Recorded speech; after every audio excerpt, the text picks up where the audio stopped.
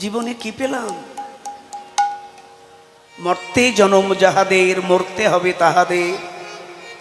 বাঁচিবার চেষ্টা নাহি করে, বাঁচিলেও বাঁচিতে পারে যদি বাঁচা মানুষের সঙ্গ ধরে।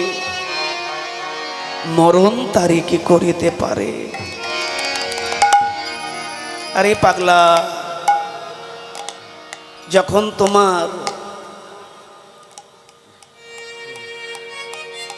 আগমন হয়েছে, একদিন তোমাকে আমাকে বিসর্জন হতেই হবে।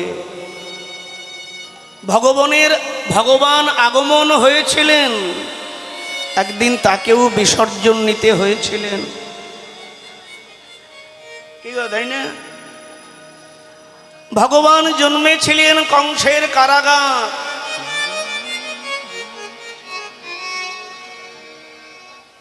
একজন আমাকে প্রশ্ন করছে, ভগবান কখনো গর্ভে আসেন? আরে পাগলা, আকাশে বাতাসে অনলে অনিলে ভূদরে ভূগর্ভে আলোয় অন্ধকারে পৃথিবীর প্রত্যেক অণু পরমাণুর মধ্যে তিনি জড়িত। তিনি সর্বত্র। তিনি সর্বত্র যদি থাকতে পারেন, মায়ের গর্ভে কেন থাকতে পারবেন না? বলো। ভগবান এসেছিলেন কংসের কারাগারে।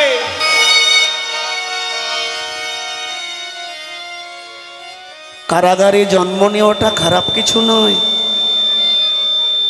কারাগারে জন্ম নেওয়াটা খারাপ কিছু নয়, কিন্তু কারাগারে জন্ম নিয়ে কারাগারেই মৃত্যুবরণ করা এটা ভীষণ ভীষণ খারাপ। ভগবান কংসের কারাগারে এসেছিলেন, কিন্তু থাকেননি। কারা শৃঙ্খল মোচন করে তিনি বাইরে এসেছিলেন। কারাগারের বাইরে তিনি নিজেকে বিসর্জন দিয়েছিলেন। আর আমরা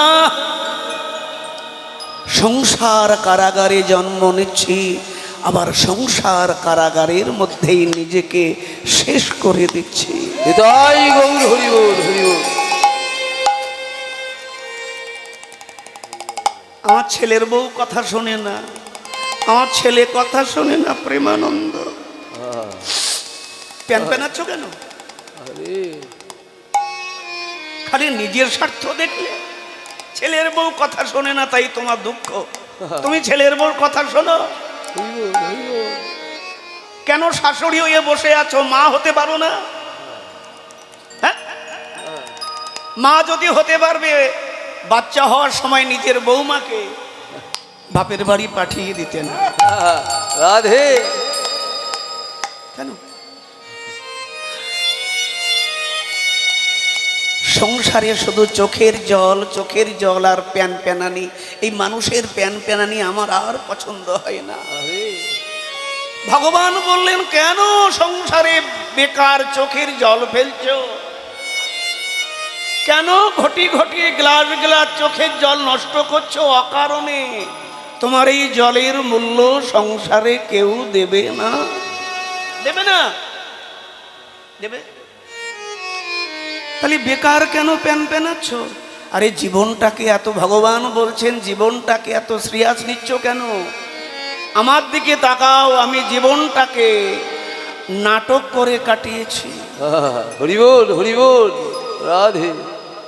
আমার জীবনটা নাটকের মতো নাটক। এলাম কংসের কারাগার। তোমরা জিজ্ঞাসা করবে, এত ভালো ভালো জায়গা থাকতে কংসের কারাগার, মথুরা? আরে মথুরায় আমি আসতে চাইনি। মথুরার কংসের কারাগারে আমার মায়ের গর্ভ বন্ধ ছিল। আর মথুরার মাটির একটা শক্তি আছে। চুম্বক যেমন লোহাকে টানে, একটা ফুল, একটা ঢিল যদি উপরের দিকে ছড়িয়ে দিই, মধ্য আকর্ষণ শক্তিতে তাকে টেনে নামাবে, তাই না? তাকে টেনে নামাবে। কিন্তু মনে রাখবেন, সেই শক্তির একটা সীমারেখা আছে, স্তর আছে। আমার ছোড়া ঢিলটা যদি সেই স্তর পার করে উপরে উঠে যায়, ঢিলটা কিন্তু আর নিচে নামবে না, উপরের দিকে উঠবে। কিন্তু মথুরার মাটির এমন শক্তি, এমন ক্ষমতা, যে ক্ষমতা আমার বৃন্দাবন যেখানে লীলা করেছি সে মাটির শক্তি নেই। কিন্তু মথুরার মাটির এমন ক্ষমতা যে আমি অসীম, আমাকে টেনে সীমার মধ্যে নামিয়ে নিয়ে এসেছে। মথুরার মাটি আমাকে কংসের কারাগারে টেনে নামিয়েছে। কারাগারে এলাম। শোনো, আমার জীবন কারাগারে এসেছিলাম, থাকিনি। রাতের অন্ধকারে ঝড় জল বজ্রপাত, একটা বিকৃত রাত্রে আমি চলে গেলাম পিতৃদেবের মাথায় গোকুলে। শোনো বন্ধু, গোকুলে যমুনার ধারে, যমুনার কূলে মিঠা জলে জন্ম হলো মথুরায়, কারাগারে চলে গেলাম গোকুলে।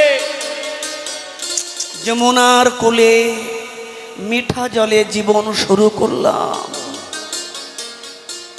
যমুনার কূলে মিঠা জলে জীবন শুরু করলাম। দ্বারকার সমুদ্রের তীরে নোনা জলে নিজেকে বিসর্জন দিলাম। পারবে? পারবে এমন জীবন কাটাতে? বলো। নোনা জলে জীবন, মিঠা জলে জীবন শুরু, আর দ্বারকার নোনা জলে নিজেকে বিসর্জন। এই সংসার তোমাকে কিছু দেবে না। সংসার আসক্তি, আসক্তি, আসক্তি। আসক্তি বড় সাংঘাতিক কথা। আসক্তি কমাও, স্বামীর প্রতি, বন্ধুর প্রতি, পত্নীর প্রতি। ঠাকুর রামকৃষ্ণকে এক ভক্ত প্রশ্ন করছে, ঠাকুর, সংসারী মানুষ তো অনেক কষ্ট করে, ধর্মকর্ম করে, অনেক পরিশ্রম করে, কিন্তু সংসারী মানুষ ভগবানের কাছে যেতে পারে না কেন? ঠাকুর হেসে বলেন, দুঃশালা, সংসারী মানুষের ভগবত দর্শন দুই মাতালের কাশি যাত্রা সমান। কি বললে ঠাকুর? বললে হ্যাঁ, সংসারী মানুষের ভগবত দর্শন দুই মাতালের কাশি যাত্রা সমান। বুঝতে পারলি না? বলে না ঠাকুর, বুঝি বলছি, শোন। দুই মদ্যপ ব্যক্তি উদর পরিপূর্ণ করে গলা অব্দি নেশা করেছে, এমন খেয়েছে খেয়েছে নেশায় চুর হয়ে গেছে, নেশায় ঝুমছে।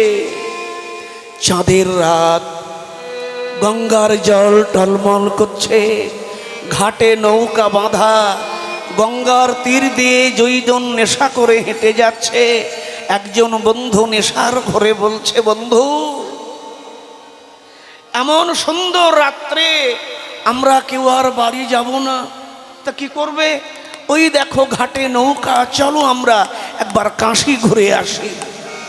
আর একজন নেশার ঘরে পড়ে বললেন, চলো। দুইজন নৌকায় গিয়ে বসেছেন। সারা রাত হেইয়ো হেইয়ো হেইয়ো, সারা রাত নৌকা বেয়েছে। 2-10 মিনিটের জন্য হাতের বইটা ফেলেনি। সারা রাত মায়েরা নৌকা বাইল। বাইতে বাইতে প্রভাত হয়ে এলো, কোকিল ডাকছে, সকাল ঝুমছে, পূর্ব দিক বধুর বদন রাঙা হয়েছে। একজনার নেশা একটু কেটেছে, সে বলছে, বন্ধু, সারা রাত্রি তো নৌকা বাইলাম, কিন্তু আমরা তো এখনো চন্দননগরেই পৌঁছাতে পারলুম না। আর একজন বললে, দূর বেটা, তোর নেশা কাটেনি। চন্দননগর কোথায় রে? আমরা তো এখনো দক্ষিণের স্বরেই পড়ে আছি। তাই তো, দক্ষিণের স্বরেই তো। ঠাকুর বললেন, শোন, দুজনে এত নেশা করেছে, নৌকায় উঠে সারা রাত্রি নৌকা বেয়েছে, কিন্তু নৌকা যে ঘাটে বাঁধা ছিল সেই দড়ি খুলতে ভুলে গেছে। হরি বল হরি বল, রাধে। আরে পাগলা, সারা রাত্রি বাঁধা নৌকা বাইল, হেইও তেমনি সংসারী মানুষ যারা রাধে। আসক্তি, হিন্দিতে একটা কথা আছে, আসক্তি আত্মশক্তি যা নাহি শক্তি। আসক্তি আসক্তি আত্মশক্তি যা নাহি শক্তি। আসক্তি জীবনে আসতে পারে, কিন্তু বাবুরে যেতে পারে না। স্বামীর প্রতি, পত্নীর প্রতি, সন্তানের প্রতি, জমির প্রতি, দোকানের প্রতি, সোনার প্রতি, টাকার প্রতি আসক্তি, সংসারের প্রতি আসক্তির দড়ি দিয়ে, রজু দিয়ে আমরা আমাদের এই দেহ তরিটাকে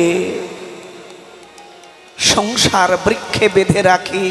সারা জীবন ধর্ম কর্ম করি, কিন্তু শেষের দিনে দীনবন্ধুর চরণে পৌঁছাতে পারি না। হৃদয় গৌর হরি বল, হরি বল। এই জন্য সংসারে থাকবে।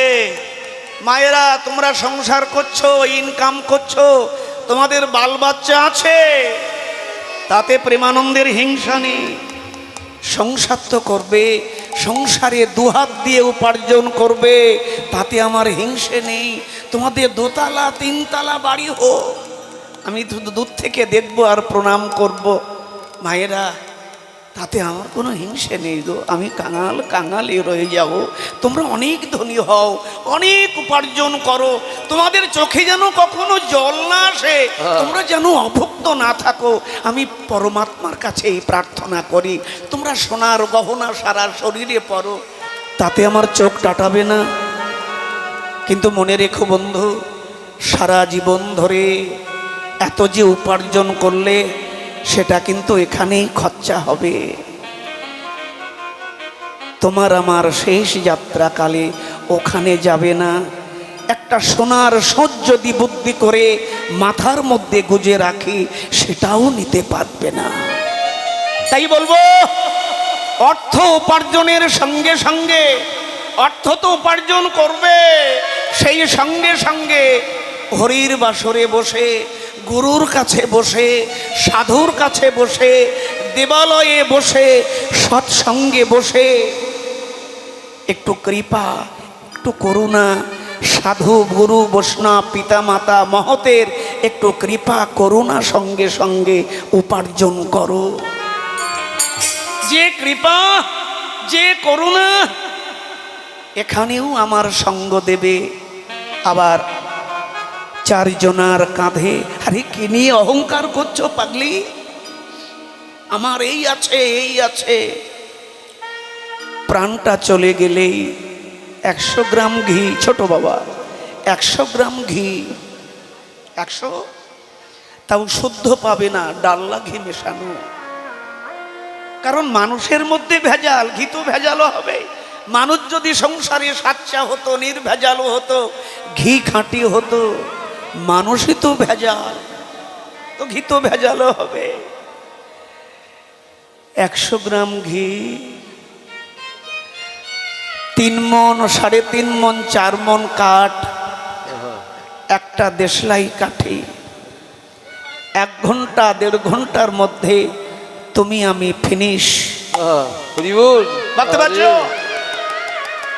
1 ঘন্টা 2 ঘন্টা 2.5 ঘন্টার মধ্যে তুমি আমি ফিনিশ, শেষ। এসো এমন একটা জায়গায় বসি, এমন কিছু করি যে আমার আপনার জীবনে সমৃদ্ধি এসে দাঁড়াবে। হরি বল, হরি বল। তোমার আমার জীবন ফলশ্রুতি হবে। আজকে আমাদের জীবনকে সুন্দর করে দিতে দাও। শ্রীকৃষ্ণ শ্রীকৃষ্ণ শ্রীকৃষ্ণ কৃষ্ণ। ও গো দয়াময়, ও গো দয়াময়, তোমার আমার জীবন আরো সুন্দর হবে। হরি বাংলার মাটিতে এসেছেন রসের ভগবান। ভাই রে, তাকে ডাকতে হবে তো মায়েরা, তাকে ডাকতে হবে তো। আমার কথাগুলো বাড়িয়ে নিয়ে যাও, কাজে লাগবে।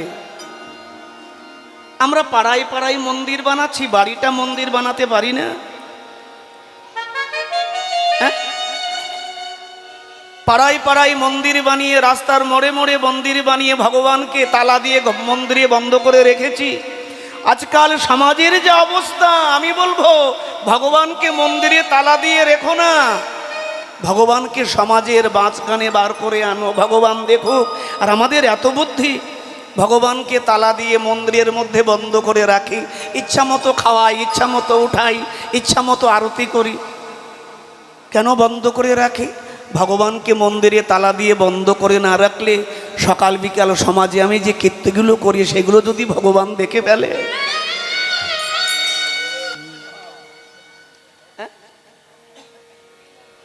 তাকে ডাকো। আরে বন্ধু, ডাকলে ডাক কখনো ফাঁকা যায় না। হৃদয় দিয়ে ডাকলে ডাক কখনো খালি যায় না। ডাকতে হবে হৃদয় দিয়ে, সকল অন্তর দিয়ে, সকল সত্তা দিয়ে তাকে ডাকো। প্রমাণ আছে, ত্রেতা যুগে সবরই ডাকলো, রাম চলে এলো। ত্রেতা যুগে সবরই ডাকলো, রাম চলে এলো। দাপরে মীরা ডাকলো, কৃষ্ণ চলে এলো। কলিকালে শান্তিপুরের বাবলা বনে অদ্বৈত ডাকলো, গৌর চলে এলো। আর নৈনান হরির বাসরের ভক্তেরা ডাকলো, নবদ্বীপ থেকে প্রেমানন্দ চলে এলো। বলো আমার কথা ঠিক কিনা বলো তোমরা? ডাকতে হবে তো। আরে খেপা, না ডাকলে কে সাড়া দেয়? ডাকতে হবে, আর হৃদয় দিয়ে ডাকো। আর সেই হৃদয়ে রাত্রি শুনে নেমে এলেন বাংলার মাটিতে গৌর। পদকর্তা বললেন, আমার গৌর এলো রে, গৌর এলো রে, গৌর এলো রে, আমার গৌর এলো রে, আমার গৌর এলো রে, গৌর এলো রে, গৌর এলো রে, আমার গৌর এলো রে, আমার গৌর এলো রে, গৌর এলো রে, গৌর এলো রে, আমার গৌর এলো রে, আমার গৌর এলো রে, গৌর এলো রে, গৌর এলো রে, আমার গৌর এলো রে, আমার গৌর এলো রে, সোনার নদিয়ায় উলুধ্বনি জয়ধ্বনি শব্দ শোনা যায়। গৌর এলো রে, আমার গৌর এলো রে, সোনার নদিয়ায় উলুধ্বনি শঙ্করধ্বনি শব্দ শোনা যায়।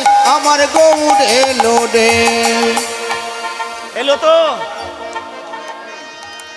এসেছে বটে, জীবের দ্বারে দ্বারেও দিচ্ছে। আজকে সুরধ্বনির তীরে দুটি বাহু তুলে নেচে যায়। আর নবদ্বীপে মালঞ্চপাড়া নিবাসী সনাতন মিশ্রের ভক্তিমতী কন্যা প্রিয়াজি আমার গৌরকে দর্শন করলেন। মায়েরা, এই যে গৌর দেখা নয়ন, একটা কথা বলি, বলবো? বাড়ি নিয়ে যেতে পারবেন? প্রেমানন্দ জল দাও, জল তো আমি দিতে পারবো। প্রেমানন্দ জল দাও, জল তো আমি দেব, কিন্তু কাউকে পিপাসা দিতে পারবো না। প্রেমানন্দ জল দাও, আমি দামি কোম্পানির জল দেবো, কিন্তু ভাইরে কাউকে পিপাসা দিতে পারবো না। পিপাসা তো তোমাকেই জাগাতে হবে। তোমার ভেতরে পিপাসা না থাকলে, তোমার সামনে যদি 1000 লিটার জল থাকে, জলের মূল্য আছে? কি গো, মূল্য আছে? তোমার আমার মধ্যে যদি প্রেম, ভক্তি, দীনতা, দৈনতা, সহনশীলতা এগুলো না থাকে, সামনে ভগবান থাকলে ভগবানকে জানতে পারবো? এগুলো আগে দরকার, ভগবান দরকার কোথাও বলা নেই। আর প্রেম পেতে গেলে তার কথা মন দিয়ে শোনো, তার প্রতি দীনতা রাখো, দৈনতা রাখো, ভরসা রাখো। এ নেশা, এ নেশা আলাদা নেশা। এ নেশা যদি এক নেশা হয়েছে বলে বাড়ি ঘর ছেড়ে এত রাত্রে এখানে, কি গো, হ্যাঁ কি না? ঠিক, নেশা হয়েছে বলে ঘর বাড়ি ছেড়ে এত রাত্রে এখানে, রাজবাড়ির রাজ কর্মচারী দারু সুরা পান করেছে, রাজা হাতির পিঠে আসছে, রাজার সামনে তক্ক করছে নেশা। নামো নামো। রাজা বলে আমার কর্মচারী আমাকে নামতে বলছে হাতির পিঠ থেকে, ব্যাপারটা কি? কি হয়েছে? তোমার এ মহিষ কত? দেখো নেশার ঘরে হাতিকে মহিষ বলছে, মহিষ। রাজ প্রহরীরা ধরতে এলো, মারতে এলো। রাজা বললে মেরো না, ওর আজকে ঠিকানা নেই, নেশাগ্রস্ত, ওকে রাজবাড়িতে বন্দি করো, কাল সকালে বিচার হবে। রাজবাড়িতে বন্দি হলো, সকাল হলো, ভোরবেলা নেশা চলে গেছে। ও বলছে এই আমি কারাগারে, কি করে আমাকে কে বন্দি করলো? প্রহরীরা বললে অন্যায় করেছো, রাজার সঙ্গে তর্ক করেছো। মদ্যপ অবস্থায় রাজার হাতিকে মহিষ ভেবে কিনতে গিয়েছিলে, ও কাঁপছে, সর্বনাশ, রাজা তো মৃত্যুদণ্ড দেবে। সকাল 10টায় রাজ দরবার বসলো, ওকে ধরে নিয়ে আসা হলো, রাজার সামনে মাথা নিচু করে দাঁড়িয়ে। রাজা বললে কি দাদা, মাথা উঠান, আমার চোখে চোখে চোখ রাখুন, আমার মহিষ কিনবেন না? ও হেসে বললেন মহারাজ আমার অপরাধ মার্জনীয়, মহিষ কিনবেন না? কিনবো কি করে, যে মহিষ কিনবে সে ভোরবেলা চলে গেছে। এ নেশা তো চলে যাবে, কিন্তু এই যে নেশা জন্ম জন্মান্তর তোমার আমার রোমে রোমে রোমে রোমে ঝুম, ভেতরে ঝুম উঠবে, দোলা উঠবে, ভাব ভেতর দুলবে, কাঁপবে। থাকো সংসারে, ক্ষতি কি? তার লক্ষ্যে থাকো, খেলা করো। তার পাতানো খেলা ঘরে খেলা করবে না, খেলা করো, সন্তান তৈরি করো, বিয়ে করো, দোকান করো, ব্যবসা করো, কিন্তু মনে রেখো ছাড়তে হবে। চাকরি করছো, সরকারে বরখাস্ত দেওয়ার আগে ইস্তফা দিয়ে দেওয়া ভালো। তোমায় সরকার বরখাস্ত করার আগে ইস্তফা দিয়ে দেওয়া ভালো। আজকাল আমরা কেউ ইস্তফা দিতে চাই না। 80 বছর বয়স হয়, সংসারের চাবি তবু পকেটে রাখে, আর ছেলে ভাবে বাবা কবে মরবে, আলমারির চাবিটা আমি পাবো। খবরদার, ছেলে মেয়ের মধ্যে এই ধারণা আসার আগে সবকিছু দিয়ে একটু খালি হয়ে নির্জনে বসে পরমাত্মার চিন্তা করুন। একদিন জীবনে মৃত্যু এসে তোমার হাত থেকে, সমস্ত কর্ম থেকে, তোমার জীবনের সবকিছু অধিকার থেকে তোমাকে বরখাস্ত করে দেবে। প্রেমানন্দের কথা যদি মানো, জীবনে বরখাস্ত হয়ে যাওয়ার আগে তার চরণে বসে একটু ইস্তফা দিয়ে দাও, তাহলে তোমার মতো সুখী সংসারে আর কেউ হবে না। আরে তাই গৌর হরি বল, হরি বল। আজকে প্রিয়াজি গৌর দেখেছেন, ওই তো সোনারো বরণ, সোনারো গৌর নদী আর পথেতে যায়। আর সোনার বরণ, সোনার গৌর নদিয়ার পথেতে যায়। আজি অরূপ দেখিয়া নদিয়া নাগরী, অরূপ দেখিয়া নদিয়া নাগরী, আজি অরূপ দেখিয়া নদিয়া নাগরী বরজ পড়িল তাই বরজ করিল আর রূপ দেখিয়া নদিয়া নাগরী বরজ পড়িল তাই, বরজ পড়িল তাই। নাই তুলনা, নাই তুলনা, ওগো নাই তুলনা, ওগো নাই তুলনা, আমার গৌর সোনা আহা, নাই তুলনা, আমার গৌর সোনার নাই তুলনা, এই ত্রিভুবনে তুলনা নাই, আমার গৌর সোনা নাই তুলনা। এই ত্রিভুবনে তুলনা নাই, আমার গৌর সোনার নাই তুলনা। উজ্জ্বল বরণ গৌর বর দেহং, বিলসিত নিরবধি ভাবধি দেহং। যাইনি তাই বাবারে, গৌরূপ দেখতে গেলে একটা ভালো নয়ন তৈরি করতে হবে, প্রেমের কথা শুনতে গেলে একটা ভালো কান তৈরি করতে হবে। জীবনের যত কিছু গন্ডগোল কিন্তু এই চোখ দিয়ে আর মুখ দিয়েই শুরু হয়। চোখটা আর মুখটা ঠিক করতে পারবে? পারবে? পারবে না। ছেলের পেছনে পড়ে আছো, ছেলে আমি পাল্টাবো। বৌমার পেছনে পড়ে আছো, বৌমাকে পাল্টাবো। জামাইয়ের পেছনে পড়ে আছো, জামাইকে পাল্টাবে। কিন্তু প্রেমানন্দের কথা যদি মানো, এই সংসারে কেউ কাউকে পাল্টাতে পারে না, এ সংসারে কেউ কাউকে বদলাতে পারবে না। তুমি নিজেকে বদলে নাও, দেখবে তোমার চারিপাশে সব কিছু বদলে গেছে। হরি বল, হরি বল। সব বদলে যাবে, সব সব।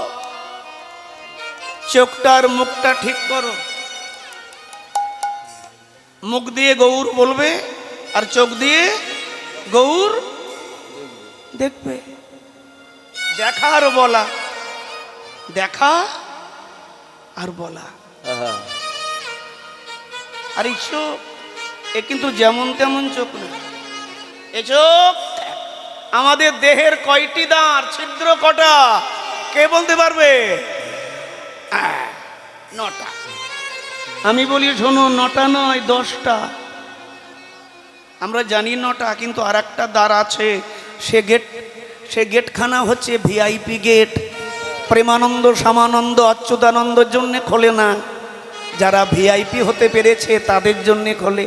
যিনি প্রভুপাদ হতে পেরেছেন, যিনি চারুলতা হতে পেরেছেন, যিনি রূপগোস্বামী পাদ হতে পেরেছেন, যিনি ননোত্তম হতে পেরেছেন, যিনি বৃন্দাবন চন্দ্র হতে পেরেছেন, যারা সংসারে ভিআইপি, সে ভিআইপি গেট ভিআইপিদের জন্য খুলবে, যাত্রার জন্য খুলবে না। হরি বল, হরি বল।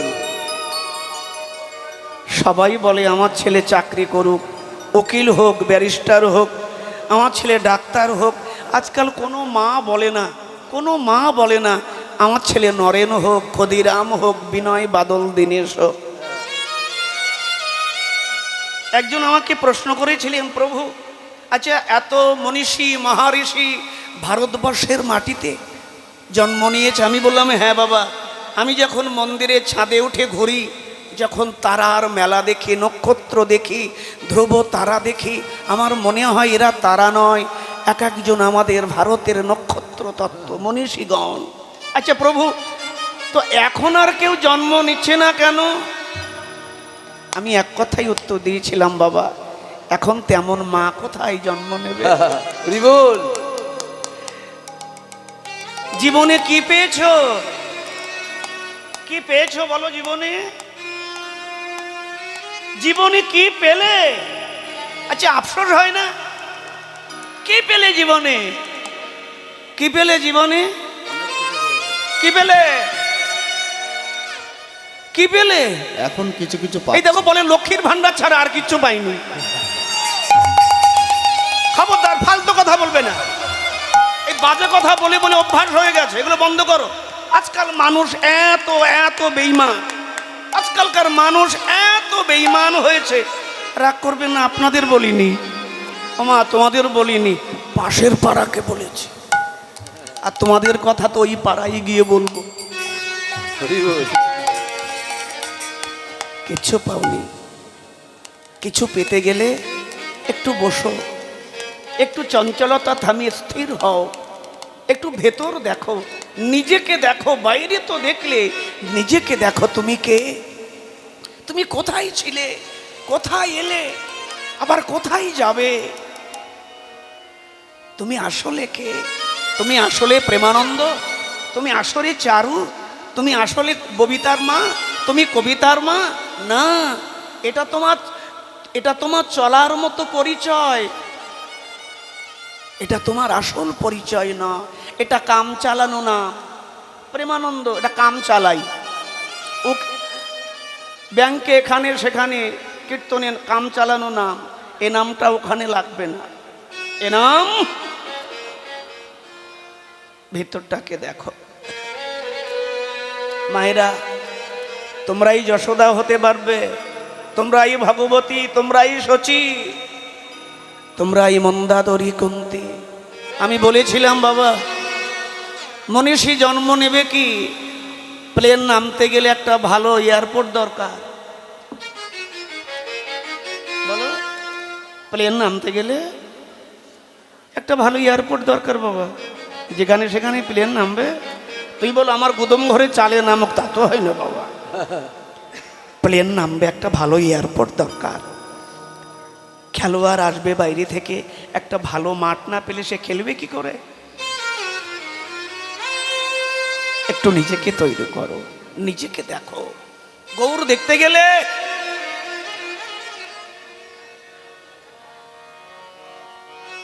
এই জিভার দাঁত, কথা কম বলো, প্রেমের কথা বলো। আজকে প্রিয়া বলছেন, প্রিয়া কি দেখলাম জানিস? আমি জলের ভিতরে ডুবি, সেটা দেখি গোড়া। আমি জলের ভিতরে ডুবি, সেথা দেখি গোড়া। ওগো ত্রিভুবন, ত্রিভুবন ময় গোরা চাঁদ হল পাড়ার। ত্রিভুবন, ত্রিভুবনময় গোরা চাঁদ হইল পাড়া। আমি দেখিলাম তারে, আমি দেখিলাম তারে, সুরধনির ধারে দেখিলাম তারে, ওই সুরধনির ধারে দেখিলাম তারে। এক মুখে কি তার রূপের বর্ণনা দেওয়া যায়?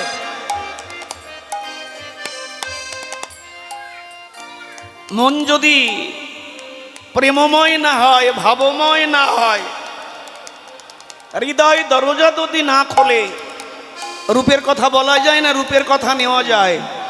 বলো না, বলা যায় না, শোনা যায়। মায়েরা, হৃদয়টা তৈরি করো।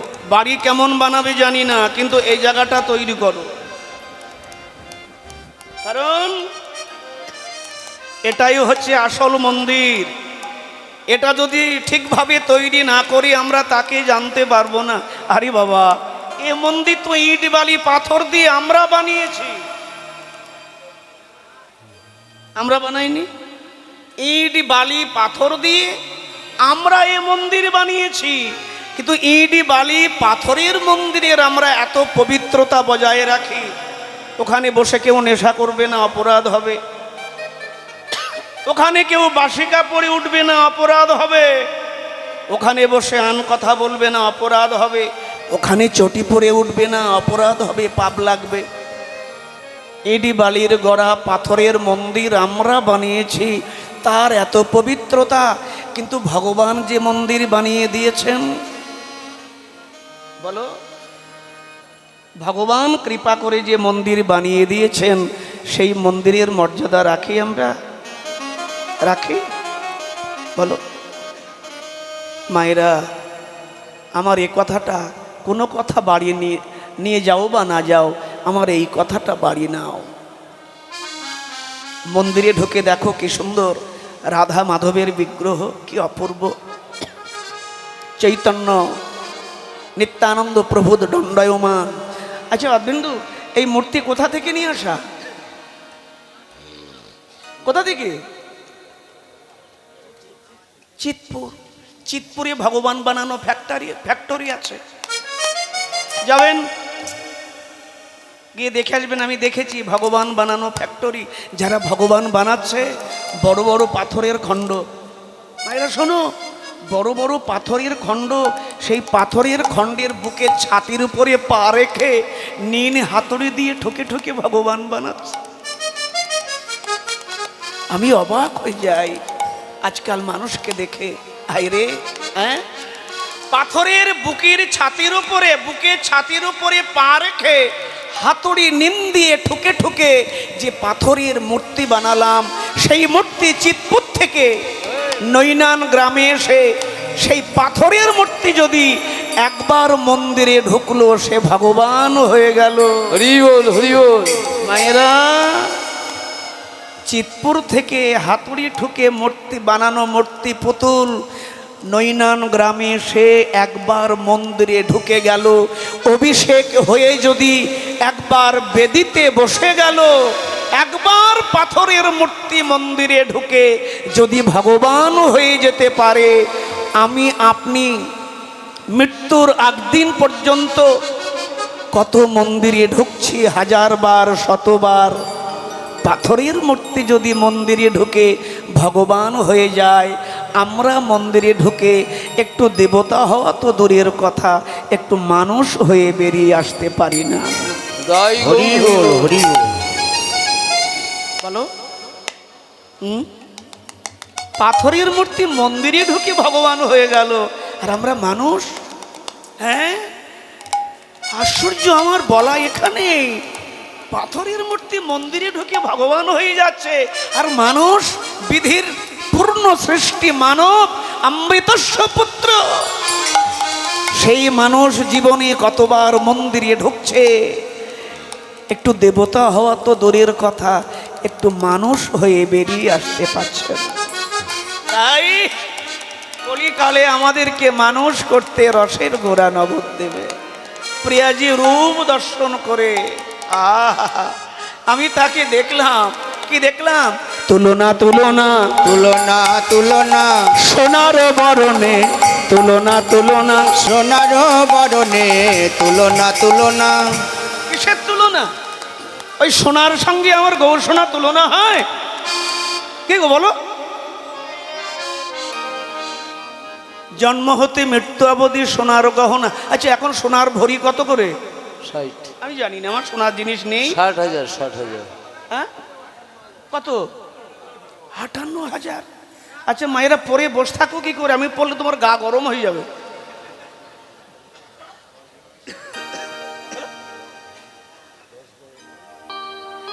এক ভরি সোনার দাম 58,000। 20 গ্রাম, এক ভরি না 20 গ্রাম, 10 গ্রাম, 10 গ্রাম। 10 গ্রাম। ভুল হচ্ছে, সোনার কারবার নাই তো, সোনার কথা বলতে গেলেই ভুল হয় আমার। তোমাদের সব সোনার কারবার। 10 গ্রাম সোনার দাম 58,000 টাকা। এমন যদি 20-30 গ্রাম সোনা যদি গায়ে পড়ে অন্ধকারে ঘোরো, হয় গলাটাই যাবে নাই হাতটাই যাবে।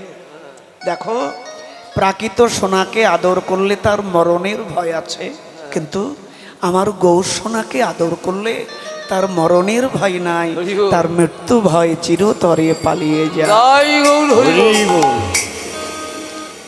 জন্ম হতে মৃত্যু অবধি সোনার গহনা আমরা অঙ্গে ধারণ করেছি,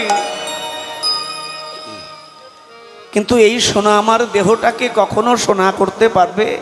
পারবে না। কিন্তু বাসুদেব ঘোষ বলছেন, ভাইরে, গৌর সোনাকে অঙ্গে ধারণ করা তো দূরের কথা, তার নাম তন, তার প্রসাদ, তাহার চরণামৃত পান করতে করতে এই জগতের কত ভক্ত তারা সোনার মানুষ হয়ে গেছে। বাবা, একটা সত্যি কথা বলবেন? আচ্ছা, এই জগতে, আমাদের এহ দৃশ্যমান জগতে, মাইক জগতে সোনার প্রতি লোভ মায়েদের বেশি না আপনাদের বেশি? যা বলবেন সত্য বলবেন। কাদের? বাহ, স্বীকার করছো, এইভাবে স্বীকার করবে।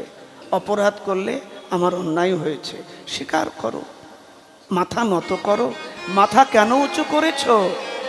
সেদিনকে আসার সময় বীরভূম থেকে দেখছিলাম, পাশে পাশে যাওয়ার দিন দেখলাম যে ডোবাগুলো সব খালি, একটুও জল নেই। আসার দিন দেখি সব ডোয়া জলে টুপটুপ ভরে গেছে। মনে মনে বললাম সত্যি তো, এ সংসারে যে খালি হতে পারে সেই ভর্তি হয়, যে আগে থেকে ভর্তি হয়ে গেছে সে আর কোনোদিন ভর্তি হতে পারবে না। কামনা বাসনা নানা রকম জাগতিক চাহিদায় আমরা ভর্তি, আমরা খালি হতে জানি না। হরির বাসরে বসি, তবুও মোবাইল দেখি বারবার যে মাসের লক্ষ্মীর ভাণ্ডারের মেসেজখানা কখন ঢুকলো। আরে বাবা, এটা তো অঞ্জলি দেওয়ার জায়গা, এটা তো প্রার্থনা করার জায়গা। মোবাইলটা অফ করে দাও, মোবাইলটা অফ করে বসো। এই 3 ঘন্টা ধ্যানমগ্ন হয়ে তার কাছে বসো। এই 3 ঘন্টা তুমি সংসার থেকে নিজেকে সরিয়ে নাও, সব কিছু খালি করে।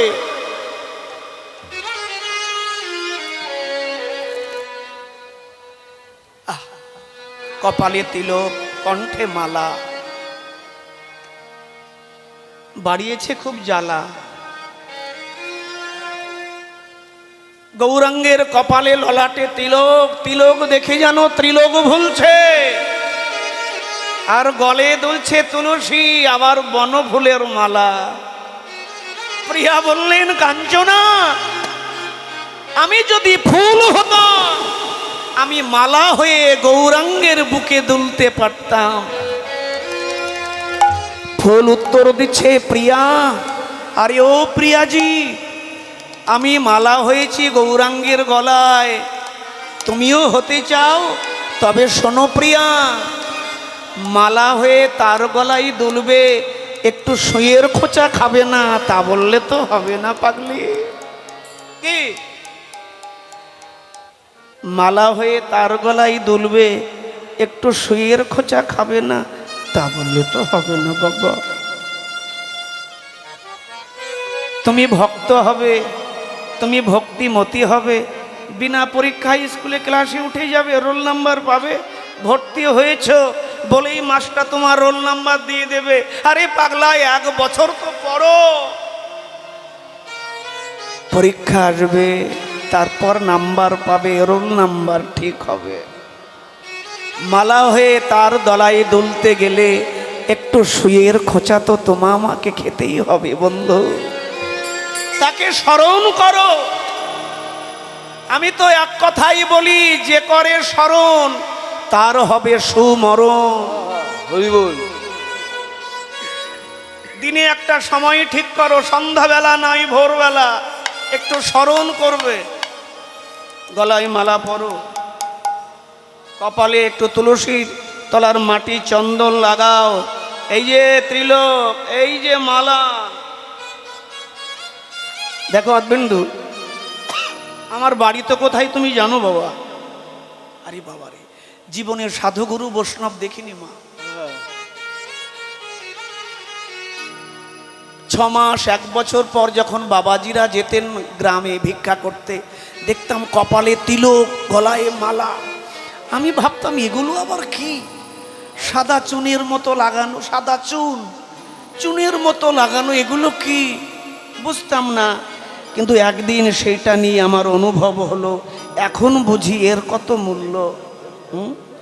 একদিন নদীর ধারে বসে আছি, বড় বড় বান কেওড়া গাছ, নোনা জলের গাছ, মোটা হয়েছে। দেখলাম সরকারি লোক এলো, লঞ্চে থেকে নামলো, বড় বড় হাতুড়ি নিন নিয়ে যে গাছগুলো বড় হয়েছে 4 কোনা করে কেটে বাকলগুলো উঠিয়ে 2টো করে লাল কালির দাগ দিল।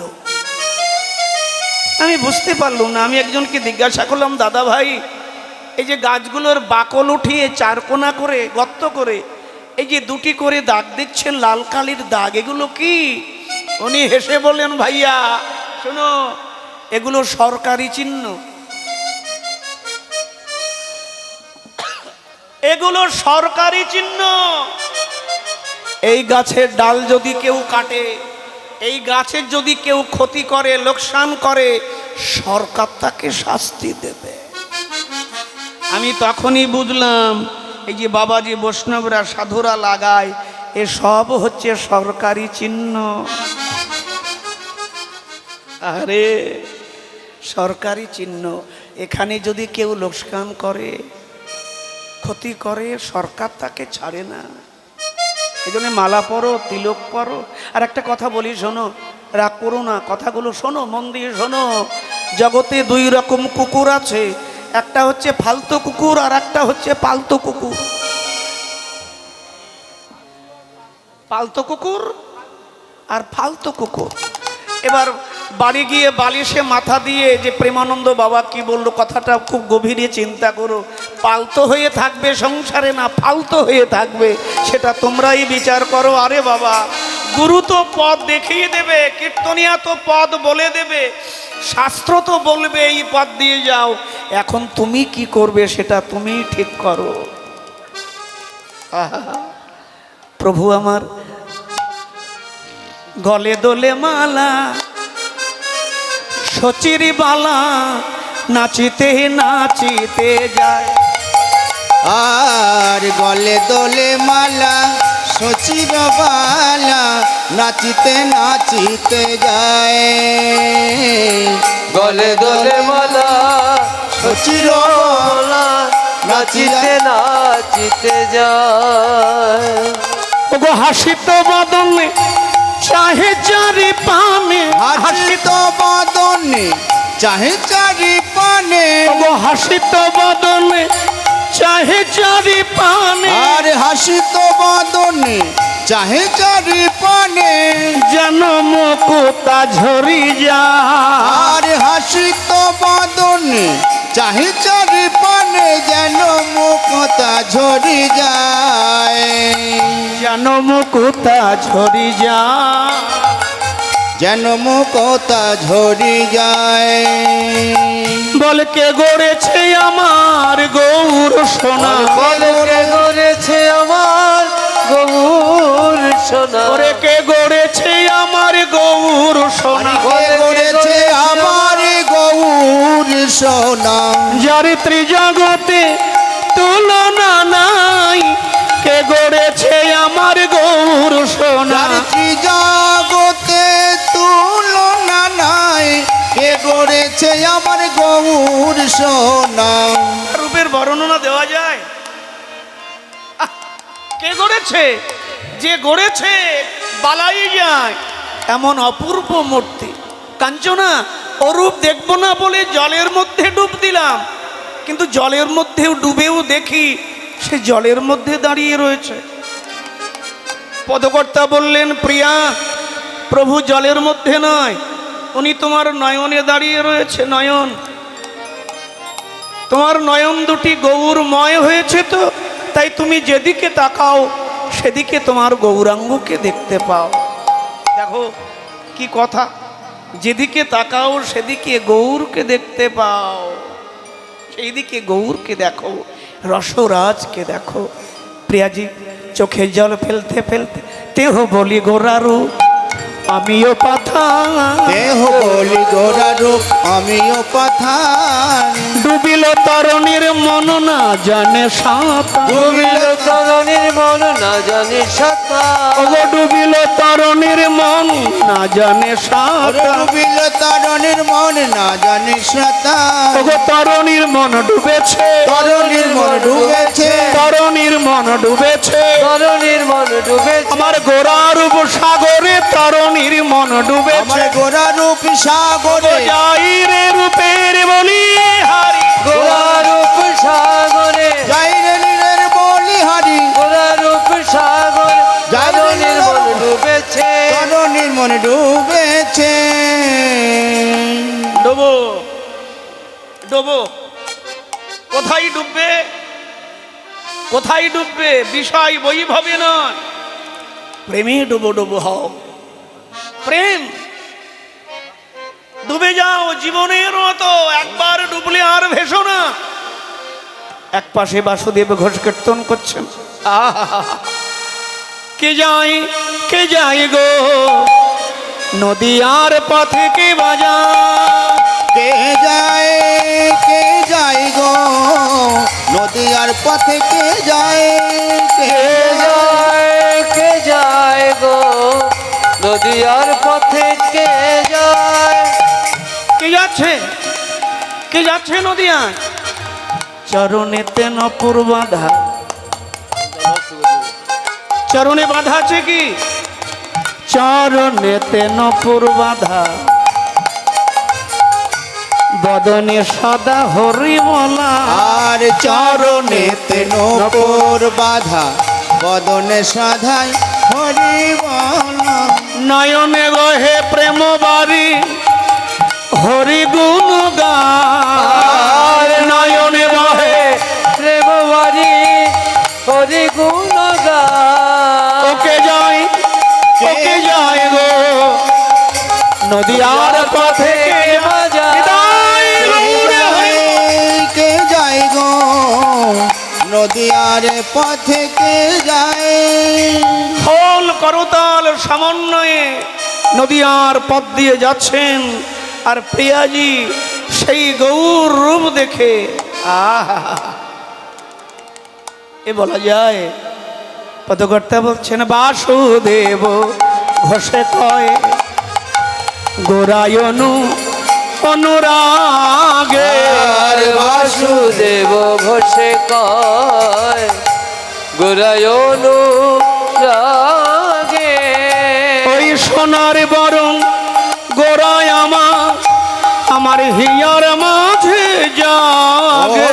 ওই সোনার বরণ গড়ায় আমার হিয়ার মাঝে জাগে। ওরে হিয়ার মাঝে জাগে গো গোরার রূপ হিয়ার মাঝে জাগে গো। গোরার রূপ হিয়ার মাঝে জাগে গো। গোরা রূপ হিয়ার মাঝে জাগে গো। গোরার রূপ হিয়ার মাঝে জাগে গো। গোরা রূপ হিয়ার মাঝে জাগে গো। গোরার রূপ হিয়ার মাঝে জাগে গো। গোরা রূপ হিয়ার মাঝে জাগে গো।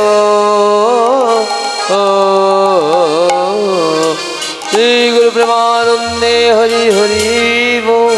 ছোট্ট করে গৌর কথা বলে আমরা রাধেশ্যাম। মূল বিষয়ে মূল স্রোতে ফিরে এলাম। আমাদের জায়গাটা হচ্ছে, বলাটা হচ্ছে কৃষ্ণের রূপ মাধুর্য। আমি আগেই বলেছি, কতটুকু বলতে পারবো জানি না, যদি বলিয়ে নেন তবেই হবে।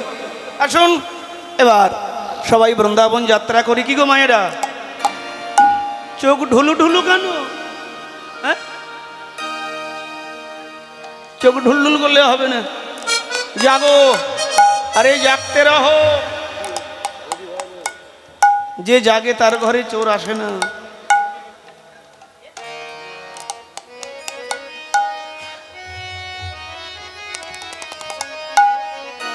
চলো বৃন্দাবন যাওয়া যাক মায়েরা।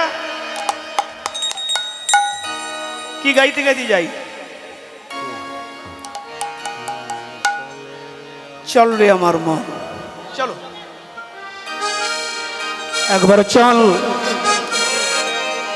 একবার চল, একবার চল রে আমার মন, আমার মন যমুনা পুলিনে সেথা মধুর বৃন্দাবন। একবার চলে রে, একবার চল রে, একবার চলে রে আমার মন, আমার মন যমুনা পুলিনে শেখায় মধুর বৃন্দাবন। একবার চল রে, একবার চল রে, একবার চল রে আমার মন, আমার মন যমুনা পুলিনে শেখায় মধুর বৃন্দাবন। চল রে আমার মন, আমার মন, আমার মন যমুনা পুলিনে সেথা মধুর বৃন্দাবন। একবার চলে রে আমার মন, আমার মন যমুনা পুলিনে শেখায় মধুর বৃন্দাবন। গিরিধারিলাম আমার নয়ন গোপাল, গিরিধারী লাল আমার মদন গোপাল গিরিধারী শ্যাম নয়ন অভিরাম। আর গিরিধারী শ্যাম আমার নয়ন অভিরাম। আচ্ছা শ্যামকুণ্ড, আচ্ছা শ্যামকুণ্ড রাধা কুণ্ড, শ্যাম কুণ্ড রাধা কুণ্ড শ্যাম কুণ্ড রাধা কুণ্ড। শ্যাম কুণ্ড রাধা কুণ্ড আছে। শ্যামকুণ্ড রাধা কুণ্ড আর কি আছে? কি দেখো মুখস্থ করে ফেলেছো তাই না? ঠিক এইভাবে এইভাবে ধর্মের কথা শুনিয়ে মুখস্থ করে বাড়ি নিয়ে যাও। ধর্মের কথা শুনিয়ে মুখস্থ করে বাড়ি নিয়ে যাও, তাহলে তোমার বাড়ি আমার বাড়ি একদিন ধীরে ধীরে মন্দির তৈরি হয়ে যাবে। আজকাল ধর্মের কথা সবাই শোনে, যখন আসরে যে আসরে যাই দেখি কানায় কানায় খরিদ্দার জুটে গেছে। এখন এত খরিদ্দার, তা খরিদ্দার যদি বসে এখানে যদি বিক্রি না হয় দোকানদারের কি অবস্থা হয় বলুন? হ্যাঁ, ওই যে দোকানগুলো বসেছে এটা সেটা নিয়ে, তা ভিড় দেখে ওরা ভাববে খরিদ্দার ভালো, বিক্রি বাট্টা ভালো হবে।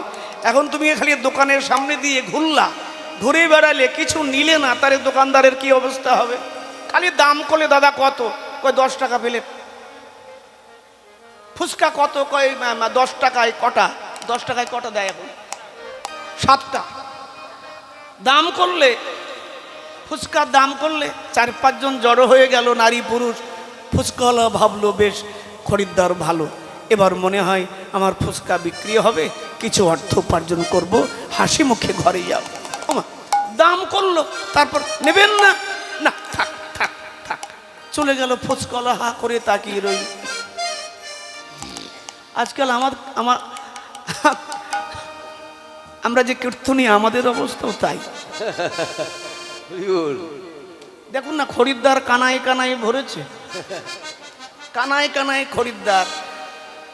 ভজনে নাচছে, ঝুমছে বাবাজি ভজন গান। এই বাবারে রাধে রাধে জপা করো, কৃষ্ণ নাম রস পিয়া করো। লাফালাফি ভজনে নিচে ঘেমে নিয়ে কীর্তনিয়াও স্নান হয়ে যাচ্ছে, যারা নাচছে তারাও। কি আনন্দ! নাচছি, ভজনে কাঁদছি, দুলছি, ঝুমছি, প্রসাদ পাচ্ছি, সব হলো। কিন্তু ধর্মের দোকান থেকে ধর্মের কথা শুনে বাড়ি যাওয়ার সময় কিছু নিয়ে গেলাম না, খালি শুনলাম কোনটা কেমন দাম, কোয়ালিটি কেমন, শুনে টুনে বসে কিছুক্ষণ পরে সব কিছু ঝেড়ে দিয়ে চলে গেলাম। তাহলে আমাদের অবস্থা কি হবে বলুন? ওখানে ফুচকা খেতে গেলে, ওখানে কাপড় কিনতে গেলে, ওখানে জামা কিনতে গেলে প্রাকৃত টাকা, সরকারের স্ট্যাম্প মারার কাগজের টাকা লাগবে ও দোকানে। আর আমরা কীর্তনিয়া যে দোকান পেতেছি, এখানে ধর্মের কথা কিনতে গেলে এখানে প্রাকৃত কোনো টাকার দরকার নেই। শ্রীমদ্ ভাগবত বললেন শ্রদ্ধা, মনে রাখবে, শ্রদ্ধা। ভাগবতের প্রথমেই বললেন ধর্মের জ্ঞান কারা লাভ করে, ধর্মের জ্ঞানে কারা সমৃদ্ধ হয়, বললে তারাই যাদের হৃদয়ে শ্রদ্ধা আছে। শ্রদ্ধাবান লভতে জ্ঞানম।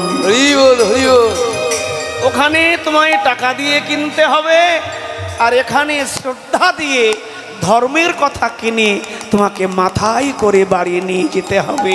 তাহলে তোমার আমার বাড়িটাও একদিন দিনে দিনে মন্দির তৈরি হয়ে যাবে। কারণ বাড়িতে ধর্ম শুরু হবে, তো ধর্মের কথা বাড়ি পৌঁছালে বাড়িটা মন্দিরে হবে না।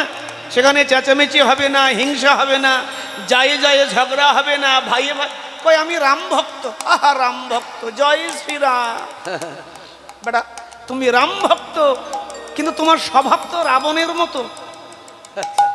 বলে আমি কৃষ্ণ ভক্ত। রাগ করো না, আমি কৃষ্ণ ভক্ত। বেটা চুপ, কৃষ্ণ ভক্ত, কৃষ্ণ ভক্ত, কিন্তু কথাবার্তা চলা দেখো পাকা কংসের বংশ। না রে ভাই, এভাবে নয়, এভাবে নয়। আমরা প্রত্যেকে নানান দেবদেবীর ভক্ত, কিন্তু আমি বলবো দেবতার ভক্ত হও, ক্ষতি নেই, কিন্তু দেবতার ভক্ত হওয়ার আগে নিজের ভেতরের দানবতাকে শেষ করে ফেলো। হরি বল, হরি বল। তুমি রামের ভক্ত, আজকাল পাড়ায় পাড়ায় কত হনুমান মন্দির, বাবরে! এই 28 বছর ধরে কীর্তনে ঘুরছি, এত হনুমান মন্দির দেখিনি। এখন অলিতে গলিতে সব জায়গায় হনুমান, বজরংবলী, সংকট মোচন। আমি বলবো প্রেমানন্দ, শোনো, হনুমান যতই জবা ফুলের মালা পরাও, যতই সিঁদুর লাগাও, ধূপ জ্বালাও, হনুমান কিন্তু সবার সংকট মোচন করে না। হনুমান একমাত্র তার সংকট মোচন করবে যে রামের চরিত্র নিয়ে সংসারে চলাফেরা করে। হরি বল। যিনি রাম হতে পেরেছে, রামের মতো হতে পেরেছে, হনুমান তার সংকট মোচন করবে। তুমি পূজা দিচ্ছ, কিন্তু তোমার এর ভেতরে রাবণত্ব লুকিয়ে আছে। হনুমান বললে যতই ফল চড়াও, নারকেল চড়াও, আমি তোমার সংকট আরো বাড়িয়ে দেব।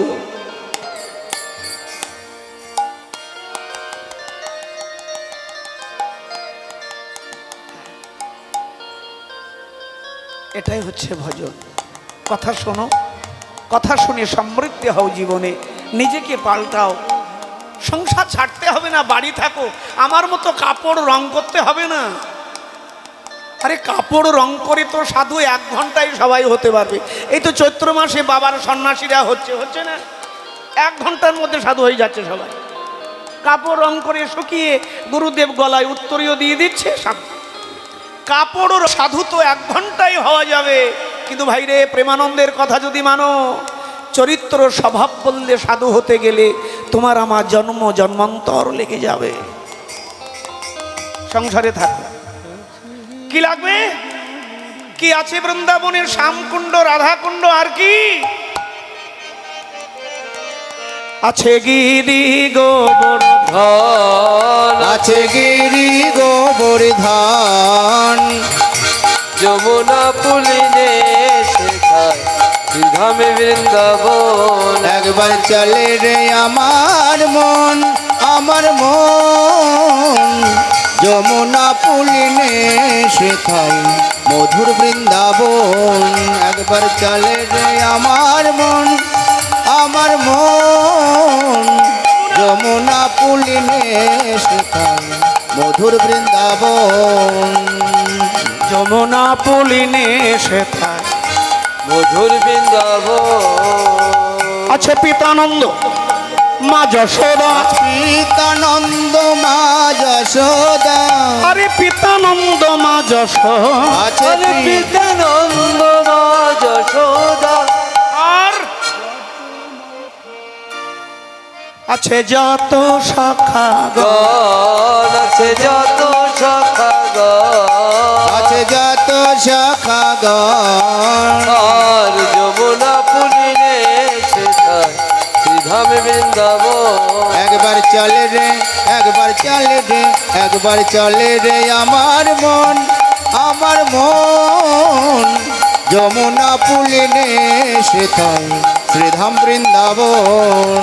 জগনে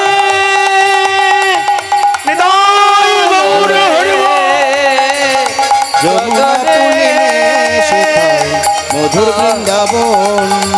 আর যমুনা পুলিনে শেখায় শ্রীধামে বৃন্দাবন। আর যমুনা পুলিনে শেখাই শ্রীধাম বৃন্দাবন। ধামে বৃন্দাবন। রাধা মাধব কি জয়।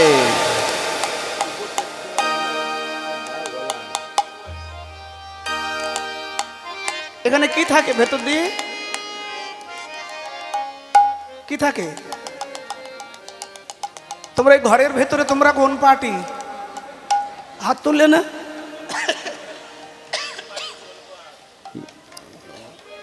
আলাদা থেকো না, এক হতে শেখো। ঘরের ভেতরে নির্দল, নির্দল। আচ্ছা বেশ, নির্দল আবার আছে নাকি? শোনো, পার্টির নেতারা গ্রামে আসলে, মুখ্যমন্ত্রী আসলে, এমপি আসলে, তারা কি চাইবে? ভোট চাইবে, সাপোর্ট চাইবে। আর কীর্তনিয়ারা, সাধুরা গ্রামে আসলে, মন্ত্রী মিনিস্টার গ্রামে ঢুকলেই তারা ভোট চাইবে, না হয় সাপোর্ট চাইবে। আর কীর্তনিয়া, সাধু, গুরু, বৈষ্ণব তারা গ্রামে আসলে ভোটও চাইবে না, সাপোর্টও চাইবে না। তারা আঁচল পেতে কি বলবে? মা, যে ব্যাপারটা নিয়ে তোমার সঙ্গে আর বাবার সঙ্গে ঝগড়া, সেটা আমাদের ঝোলায় ঢেলে দাও। বাইরে সন্ধ্যা হলেই মদের ভাটিতে যাচ্ছ, যার জন্য তোমার বউ পরিবারে অশান্তি, ওই বাজে অভ্যাসটা আমার ঝোলাই দিয়ে দাও। ভাইয়ে ভাইয়ে এত দ্বন্দ্ব, যায় যায় এত দ্বন্দ্ব, যে সমস্যাগুলো জীবনে তোমাদের গ্রামের অকল্যাণ করছে, পরিবারের অকল্যাণ, সেই বাজে কুঅভ্যাসগুলো আমাদের ঝোলাই দিয়ে দাও। আমরা বয়ে নিয়ে চলে যাব। আমরা চাই তোমরা প্রত্যেকে সুন্দর থাকো, তোমরা প্রত্যেকে সুস্থ থাকো, আরও সুন্দর থাকো। তোমরা যত ভালো থাকবে, যত সুন্দর থাকবে, কীর্তনিয়ারা, সাধু, গুরু, বৈষ্ণব জীবনে তারাও ততই সমৃদ্ধি হবে। এটাই পাওয়া। জামাই আর কিছু পাওয়া নেই, আমাদের আর কিছু পাওয়া নেই, এটাই। চলো প্রথমে একটা ছোট্ট করে তাল গেয়ে নি। সৌবরণ আগররা ছোট্ট করে শোনাবো প্রথম পদ, আর কৃষ্ণের চরণের বর্ণনা দেব। এই যে চরণের 19টি চিহ্ন কোথা থেকে এলো, এই চিহ্নগুলো ধ্যান করলে কি হবে, এগুলো বলবো। যদি একটু আমাকে বলার সহযোগিতা করো, আশা করি প্রত্যেকেই করবে। আসুন, পদটি হচ্ছে সৌবরণ আগররাজ।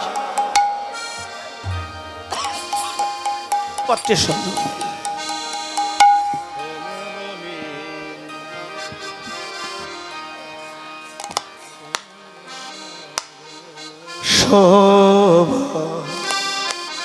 সৌবরণ না ওরে তপন তো নয়া তটে তপন ওরে নিপ নিপহি নি কাটে ওরে হিলালো নট নটব ভরসা তপন নয়া তটে তপন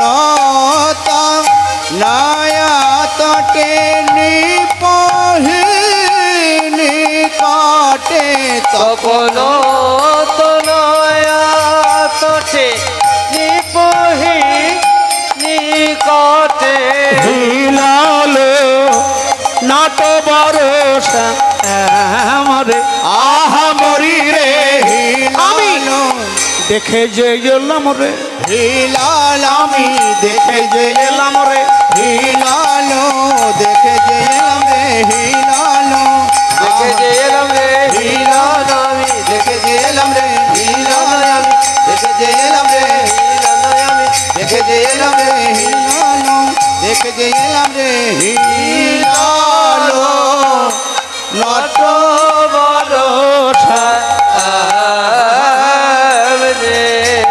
রাধারানী কৃষ্ণ বাদীর ঘরে বসে বলছে, ললিতা বেলি অবসান কালে গিয়েছিলাম যমুনায়, যমুনায় জলে ভরতে গিয়ে আমি এক ভুবন ভোলানো রূপের মানুষ দেখলাম।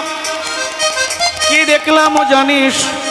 যার ত্রিভুবনে তুলনা নাই। আহা, তপন, তপন মানে তপন কার নাম? কি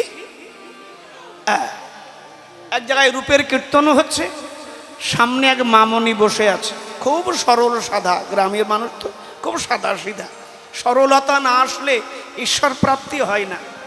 আগে জীবনের সরলতা আনো, ভেতরের সারল্য প্রভাব আনো, তবেই তো ভগবত কৃপা বর্ষিত হবে। সামনে বসে কীর্তন শুনছে। আমি এই রূপের কথা বলতে বলতে আমি বলছি, মা তপন কার নাম? তপন। উনি বলেন, আমার ছোট নাচ জামাইয়ের নাম তপন বাবা। কি কেলেঙ্কারি! তপন সূর্য, তপন তনয়া।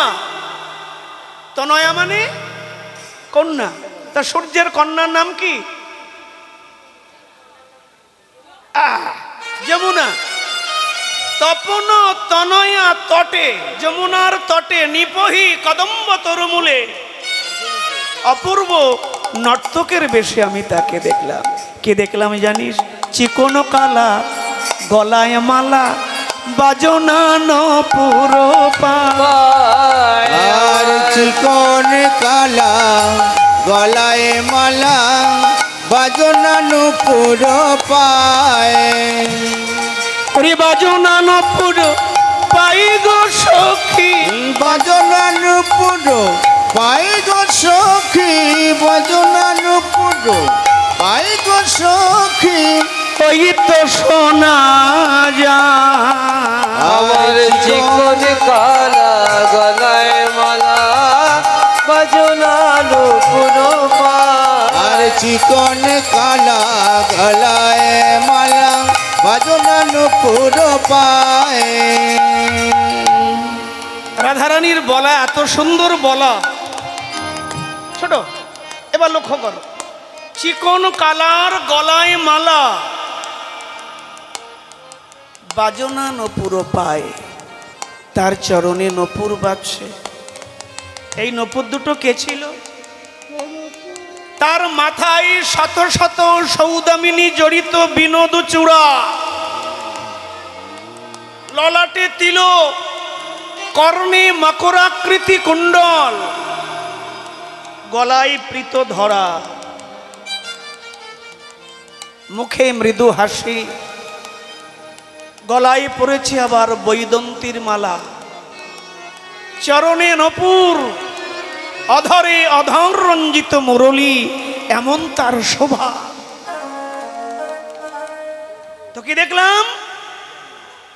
তার চরণ। মায়েরা, চরণ,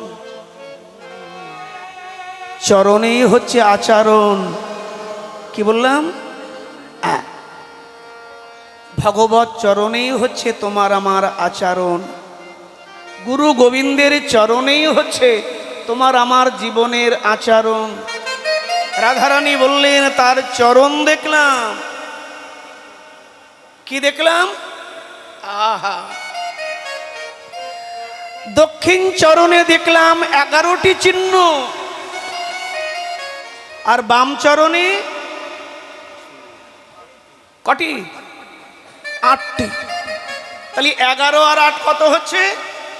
19। রাধারানী বর্ণনা দিচ্ছেন। কি সুন্দর জায়গা দেখো। ওরে ললিতা, বিশাখা বললেন একজন কেউ যদি দণ্ডায়মান মানে দাঁড়িয়ে থাকে, তার চরণের তলদেশ দেখা যায় নাকি? রাধারানী বললে সখী, বোকার মতো কথা বলিস না।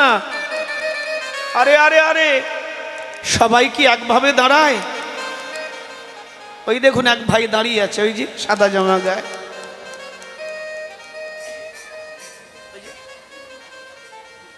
ওই যে আর একজন দাঁড়িয়েছে।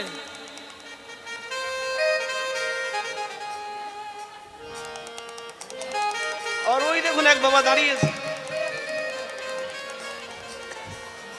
আবার কেউ দাঁড়ায়। আমার গোবিন্দ দাঁড়িয়েছিল ত্রিভঙ্গ বঙ্কি মোঠামে। আর ত্রিভঙ্গ বঙ্কি মোঠায়, আর ত্রিভঙ্গ বঙ্কি মোঠামে, ত্রিভঙ্গ বঙ্কি মোঠামে, ত্রিভঙ্গ বঙ্কি মোঠায়।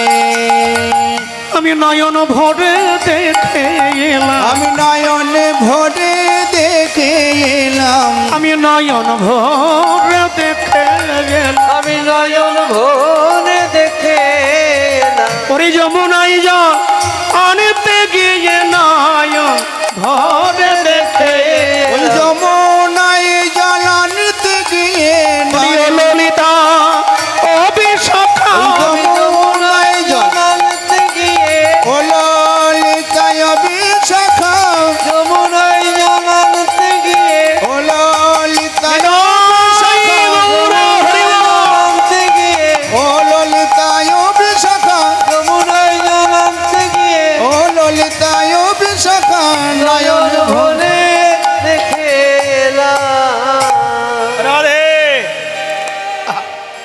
এসো।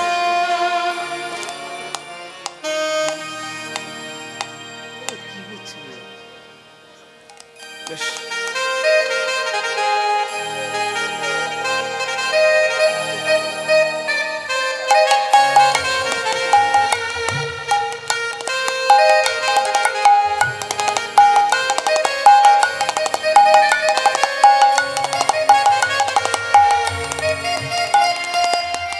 বিশেষ করে কথাটা বলতে হবে আমাকে। সম্মুখে আমার বাবাজি, গ্রামের প্রত্যেকেই তাকে চেনেন, গৌতম ঘেটেল, আমার ভক্ত বাবা গৌতম বাবা। আমাদের আজকে যে সংকীর্তন রূপলীলা, রূপের বর্ণনা, সমস্ত ব্যয়ভার গ্রহণ করেছেন। আমি পরমাত্মার কাছে, জগদীশ্বরের কাছে এই প্রার্থনা করব, তারই দান, তারই নিবেদন, তারই বিশুদ্ধ প্রেম রাজ্যটা আরও পরিপক্ক হোক। এইভাবে তিনি এগিয়ে যান, এগিয়ে থাকেন, এটুকু আমি প্রভুর চরণে প্রার্থনা করব। আর বিশেষ করে বলবো, এগুলো ভীষণ ভালো, এগুলো ভীষণ ভালো, এগুলো দরকার। নামে রুচি, জীবে দয়া, বৈষ্ণব সেবন, ইহা বিনে ধর্ম নেই সোনা সনাতন। দেখো অদ্বিন্দু, একটা কথা, তুমি আমার ছেলের মতো, আবার বন্ধুর মতো, কতদিন থেকে চিনি বাবু। আচ্ছা, তোমরা শিক্ষিত ছেলে, তোমরা এখনকার যুগের ছেলে, কম্পিউটার যুগে, ল্যাপটপ, আইফোনের যুগের ছেলে, তোমরা হরির বাসরে বসলে আমার কি মনে হয় জানো? তোমরা হরির বাসরে বসলে মনে হয় জগতে ধর্ম পালন করা হচ্ছে, ধর্ম দিনে দিনে বাড়ছে, ধর্ম দিনে দিনে বাড়ছে।